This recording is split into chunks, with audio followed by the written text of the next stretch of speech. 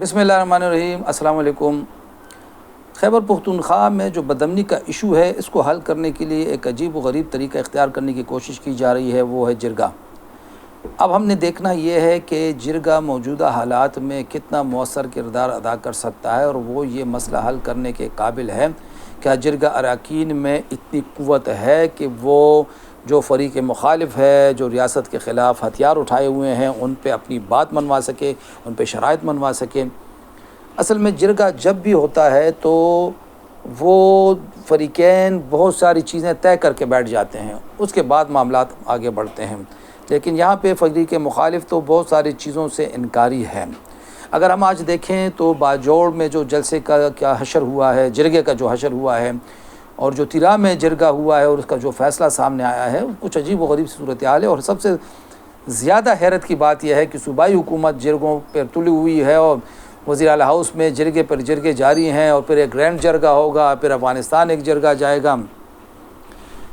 ایک سوال یہاں پہ یہ پیدا ہوتا ہے، ہمارے بعض ساتھیوں نے بڑا اچھا ایک سوال اٹھایا ہے کہ اگر جرگہ سسٹم اتنا ہی مؤثر سسٹم ہے تو کیوں نہ صوبے بھر میں، ملک بھر میں اس سسٹم کو نافذ کر دیا جائے؟ پھر تو آپ عدالتیں بھی بند کر دیں، پھر آپ تھانے بھی بند کر دیں، پھر آپ سیکریٹریٹ بھی بند کر دیں، پھر آپ اسمبلی والوں کو بھی فارغ کر دیں۔ پھر الیکشن کی کیا ضرورت ہے؟ بس جرگے بیٹھے ہوئے، جرگے فیصلے کرتے رہیں گے۔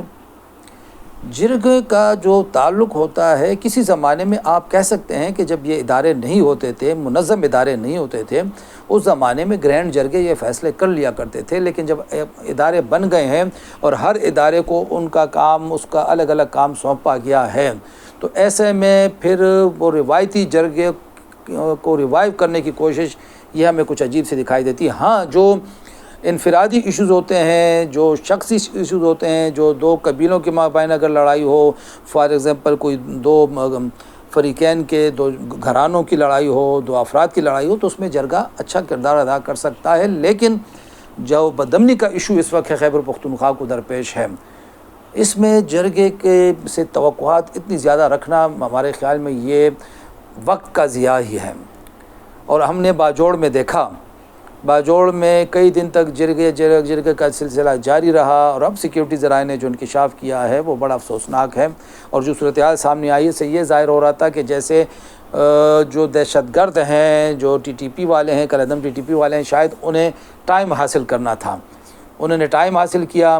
اب یہ پتہ چلا ہے کہ ان کے جو ٹھکانے تھے اس کے ارد گرد انہوں نے ٹھیک ٹھاک اپنی سیکیورٹی بنا دی ہے، یعنی وہاں پہ بارودی سرنگیں بچھا دی ہیں تاکہ اگر کل کو کوئی فوجی آپریشن ہو تو مشکلات کا سامنا کرنے پڑے اور انہیں وہاں سے نکلنے میں اور زیادہ سہولت ہو۔ اور یہ بھی اب پتہ چلا ہے کہ انہوں نے جو جرگہ والے ان کو صاف کہہ دیا ہے کہ آپ کا کوئی مطالبہ ہم نہیں مان سکتے، ہم واپس نہیں جائیں گے، ہم یہاں جہاد کرنے کے لیے آئے ہیں۔